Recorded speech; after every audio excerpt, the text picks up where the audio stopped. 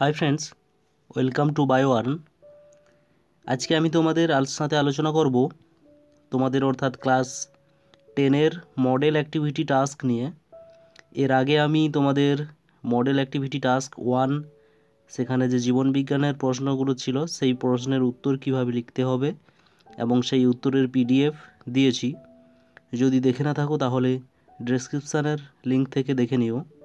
আজকে model activity task 2 এবং model activity task 3 এই দুটো নিয়ে আমি আলোচনা করব। এদের পিডিএফ থাকবে তোমাদের ডেসক্রিপশান বক্সে, সেখান থেকে ডাউনলোড করে তোমরা এদের উত্তরগুলো লিখে নিও।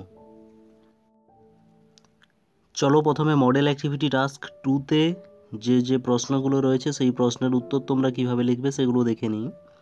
এখানে প্রথম প্রশ্ন রয়েছে, একটি ইউক্যারিওটিক ক্রোমোজোমের অঙ্গসংস্থানের চিত্র অঙ্কন করে নিম্নলিখিত অংশগুলো চিহ্নিত করো। দিয়ে রয়েছে ক্রোমাটিড, সেন্ট্রোমিয়ার, নিউক্লিওলার অর্গানাইজার আর রয়েছে টেলোমিয়ার। এখানে তোমরা তোমাদের বই থেকে যে কোনো একটা বই থেকে একটা ইউক্যারিওটিক ক্রোমোজোমের অঙ্গসংস্থানগত চিত্রটা অঙ্কন করবে, দিয়ে এই অংশগুলো তোমরা চিহ্নিতকরণ করবে। তারপরে প্রশ্ন রয়েছে, প্রাণীদের গমনের কারণগুলো কি কি? ফ্লেক্সর ও এক্সটেনসর পেশির কার্যপদ্ধতি সম্পূর্ণ বিপরীতধর্মী, উপযুক্ত উদাহরণের সাহায্যে ব্যাখ্যা করো।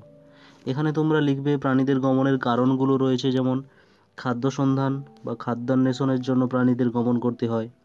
তারপরে রয়েছে আত্মরক্ষা, তারপরে নিরাপদ আশ্রয়ের সন্ধান, প্রজনন আর হচ্ছে অনুকূল পরিবেশের সন্ধান। এই সমস্ত কারণগুলো তোমরা লিখে নিও।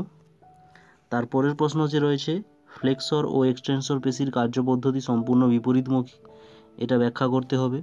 তোমাদের ফ্লেক্সর আর এক্সটেনসর পেশির সংজ্ঞাটা লিখে তারপর একটা উদাহরণের সাহায্যে তোমাদের বলতে হবে যে দুটো পেশি বিপরীতমুখী কাজ করছে।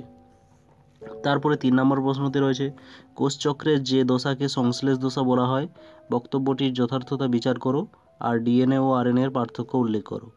এখানে তোমরা কোষচক্রের এস দশাকে সংশ্লেষ দশা বলা হয় জানো, কারণ এখানে দ্বিতন্ত্রী ডিএনএ অনুসংশ্লেষ হয়। তারপরে এখানে ক্রোমোজোম অর্থাৎ ডিএনএ হচ্ছে 1C থেকে 2C বা 2C যাদের থাকে সেখানে 4C তৈরি হয়। তাছাড়া এখানে বিভিন্ন পদার্থ আরও যে রয়েছে, হিস্টোন প্রোটিন, নন হিস্টোন প্রোটিন, এগুলো তৈরি হয়। তারপর কাইনেটোকোর সংশ্লেষিত হয়। এই সমস্ত কারণের জন্য বিভিন্ন পদার্থ সংশ্লেষিত হওয়ার জন্য এটাকে বলা হচ্ছে সংশ্লেষ দশা। তারপরে ডিএনএ আর আরএনএ এর পার্থক্য লিখবে। এখানে অবস্থান, কোথায় কোথায় ডিএনএ দেখা যায়, কোথায় আরএনএ দেখা যায়। গঠন লিখবে। শর্করা কী কী রয়েছে লিখবে। পেন্টোজ শর্করার মধ্যে ডিঅক্সিরাইবোজ সুগার রয়েছে আর এটাতে রাইবোজ সুগার রয়েছে। নাইট্রোজেন বেস, পিউরিন আর পিরিমিডিন বেস কোন কোনগুলো রয়েছে লিখবে। তারপরে দেখো ধারক ও বাহক, কাদের ক্ষেত্রে কোনটা ধারক বাহক কাজ করে আর কাজ, এগুলো লিখে নিও। তারপরে 4-এ রয়েছে, অ্যাড্রিনালিন হরমোন আপৎকালীন পরিস্থিতির মোকাবিলায় গুরুত্বপূর্ণ ভূমিকা পালন করে, ব্যাখ্যা করো। আর রয়েছে ট্রপিক আর ন্যাস্টিক চলনের পার্থক্য লিখো। এখানে তোমরা জানো আপৎকালীন হরমোন কাকে বলা হয়, অ্যাড্রিনালিনকে। এই হরমোনটা বিভিন্ন পরিস্থিতি যেমন নাচ, বিভিন্ন শারীরিক পরিশ্রম, এছাড়া ভয়, রাগ, উদ্বেগ, মানসিক উত্তেজনা ইত্যাদির সময় ক্ষরিত হয়ে শরীরকে মোকাবিলা করতে সাহায্য করে। এর জন্য এটাকে বলা হয় সংকটকালীন হরমোন। এইভাবে লিখে নিও। তারপরে রয়েছে ট্রপিক চলন আর ন্যাস্টিক চলনের পার্থক্য। তোমরা এখান থেকে লিখবে উদ্দীপক কী কী কাজ করে, ট্রপিক চলনে কোন উদ্দীপক রয়েছে, ন্যাস্টিক চলনে কোন উদ্দীপক রয়েছে, ঘটনাস্থল কোথায় কোথায় হয়। তারপর রয়েছে অক্সিনের প্রভাব আছে কি নেই। তারপর হচ্ছে বৃদ্ধি, অঙ্গের বৃদ্ধি, অর্থাৎ অঙ্গের বৃদ্ধি এটাতে ঘটে আর এটাতে ঘটে না। এইভাবে তোমরা লিখে নিও। তারপর হচ্ছে সাড়া প্রদানের সময়কাল রয়েছে। সাড়া প্রদান, এটা হচ্ছে ধীরে সাড়া প্রদান দেয় আর এটা হচ্ছে দ্রুত সাড়া প্রদান দেয়। এইভাবে তোমরা মডেল 2 অ্যাক্টিভিটি যে টাস্ক রয়েছে সেটা লিখবে। তারপরে মডেল অ্যাক্টিভিটি টাস্ক 3-তে যে প্রশ্নগুলো রয়েছে দেখো, এখানে যৌন জনন আর অযৌন জননের পার্থক্য লিখতে বলছে এই বৈশিষ্ট্যের উপর ভিত্তি করে। এটা হচ্ছে জনিত্রী জীবের সংখ্যা, গ্যামেট উৎপাদন, মাইটোসিস মিওসিসের নির্ভরতা, এগুলোর উপর ভিত্তি করে যৌন জনন আর অযৌন জনন এদের পার্থক্য লিখতে হবে। এখানে দেখো বৈশিষ্ট্য রয়েছে, জনিত্রী জীবের সংখ্যা এখানে একটা প্রয়োজন হয়, এখানে দুটো প্রয়োজন হয়। গ্যামেট উৎপাদন, এদের গ্যামেট উৎপাদন প্রয়োজন হয় না অর্থাৎ অযৌন জননের সময়, আর এখানে গ্যামেট উৎপাদনের প্রয়োজন হয় তারপর রয়েছে মাইটোসিস আর মিওসিসের নির্ভরতা। অযৌন জনন হচ্ছে মাইটোসিস পদ্ধতির উপর নির্ভর করে, আর যৌন জনন হচ্ছে মিওসিস পদ্ধতির উপর নির্ভর করে। সরি, এখানে একটা জায়গায় ভুল টাইপিং হয়ে গেছে, এটা যখন হয়ে গেছে, এটা হচ্ছে যৌন জনন হবে। ঠিক আছে, এটা চেঞ্জ করে নিও।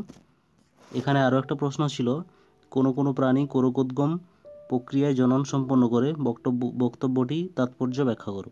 এটা এভাবে লিখবে তোমরা, কোনো প্রাণী বলতে কিছু অমেরুদণ্ডী প্রাণী আর হচ্ছে নিম্ন শ্রেণীর উদ্ভিদের ক্ষেত্রে এই পদ্ধতিটা দেখা যায়। এবার এখানে পদ্ধতিটা কি হয়, সেখানে তাদের যে জনিত্রী জীব ছিল সেখানে উপবৃদ্ধি তৈরি হবে, সেগুলো মাতৃদেহ থেকে পুষ্টি সংগ্রহ করবে, তারপরে সেগুলো বিচ্ছিন্ন হয়ে কোষ বিভাজনের দ্বারা নতুন অপত্য জীব সৃষ্টি করে। এটাকে বলা হচ্ছে কোরকোদ্গম। এটা কার হয়? ইস্টার হাইড্রাতে। এবার হাইড্রার দেহের কিভাবে হয় সেটা একটা ব্যাখ্যা করে লেখা আছে, এটা দেখে নিয়ে তোমরা লিখে নিও, ছবিটা দিতে পারো। তারপরে সেকেন্ড প্রশ্ন রয়েছে, সপুষ্পক উদ্ভিদের ক্ষেত্রে নিষেক ও নতুন উদ্ভিদের গঠন কিভাবে হয় তা রেখাচিত্রের সাহায্যে ব্যাখ্যা করো। এখানে তোমরা দেখো, এই রেখাচিত্রের সাহায্যে লিখতে বলছে, তার মানে তোমরা শুধু পয়েন্টগুলো লিখবে। প্রথমে হয় পরাগযোগ, তারপরে হচ্ছে পরাগরেণুর অঙ্কুরোদ্গম হয়, তারপর সেখান থেকে পুংজনন নিউক্লিয়াস তৈরি হবে, তারপর গ্যামেট তৈরি হয়, অর্থাৎ পুংগ্যামেট স্ত্রী গ্যামেট দুটোই তৈরি হবে, তারপর পরাগ নালিকা সৃষ্টি ও বৃদ্ধি, অর্থাৎ পুং যে রেণু ছিল সেখান থেকে নালী তৈরি হবে, দিয়ে সেটা বৃদ্ধিপ্রাপ্ত হয়ে ডিম্বাশয়ের দিকে আসবে, সেখানে ডিম্বাশয়ের ভেতরে ডিম্বাণু থাকবে, সেখানে শুক্রাণু আর ডিম্বাণুর নিষেক ঘটবে, তারপর ভ্রূণ গঠিত হবে এবং বীজ আর ফল সৃষ্টি হবে, তারপরে নতুন উদ্ভিদ সৃষ্টি হয়। এইভাবে রেখাচিত্রটা তোমরা দিও। তারপরে রয়েছে ইতর পরাগযোগের দুটি অসুবিধা। এখানে তোমার দুটি বলছে, দুটি লিখেছি। একটা হচ্ছে বাহকের উপর নির্ভরশীল হওয়ার জন্য সাফল্যের হার এটা কম দেখা যায়, আর হচ্ছে পরাগরেণুর বেশি অপচয় হয়। মাইক্রো প্রোপাগেশন পদ্ধতিতে পৃথকীকৃত কোষ বা কলার ছোট টুকরো থেকে কিভাবে এমব্রয়েড তৈরি হয় তা ব্যাখ্যা করো, জননের গুরুত্ব লেখো। এটা তোমরা লিখবে, কিভাবে একটা কোষ থেকে বা কলা থেকে পুরো সম্পূর্ণ উদ্ভিদ দেহ তৈরি হয়, সেখানে কি কি মিডিয়াম ব্যবহার করা হয়, মিডিয়ামে কি কি থাকে, এই সমস্তগুলো তোমরা লিখে নিও। তারপরে রয়েছে এই স্টেপটা দিয়ে দিবে কলাকোষ মুকুল, তারপর হচ্ছে ক্যালাস তৈরি হয়, তারপরে এমব্রয়েড তৈরি হয়। যেহেতু এখানে আমাদের এমব্রয়েড পর্যন্ত বলেছে তার জন্য এতটাই লিখেছি। এরপরে আরও কিছু স্টেপ আছে। জননের গুরুত্ব কি? জননের গুরুত্ব জানো, এগুলো লিখবে। বংশবৃদ্ধি আর অস্তিত্ব রক্ষা করে, বাস্তুতান্ত্রিক ভারসাম্য একটা বজায় থাকে, প্রকরণ সৃষ্টি হয়, তারপরে রয়েছে বংশের ধারাবাহিকতা বজায় থাকে, এগুলো। তারপরে 4 নম্বর প্রশ্নতে রয়েছে ফার্নের যৌনক্রম ব্যাখ্যা করো রেখাচিত্রের সাহায্যে। এই ছকটাই তোমরা লিখে নিও। এখানে প্রথমে এভাবে দেখবে রেণুধর উদ্ভিদ, তারপর সেখানে সোরাস তৈরি হবে, সোরাসের মধ্যে রেণুস্থলী থাকে, রেণুস্থলীর মধ্যে মিওসিসের ফলে রেণু তৈরি হয়, তারপর সেখানে রেণু অঙ্কুরিত হয়, প্রোটোনিমা তৈরি হয়, প্রোটোনিমা থেকে প্রোথ্যালাস তৈরি হয়, সেখানে দুটো অংশ থাকে, পুংধানী স্ত্রীধানী, পুংধানী থেকে শুক্রাণু তৈরি হবে, স্ত্রীধানী থেকে ডিম্বাণু তৈরি হবে, দিয়ে তাদের নিষেক হবে, তারপর ভ্রূণাণু, তারপর ভ্রূণ, তারপর নতুন অপত্য উদ্ভিদ।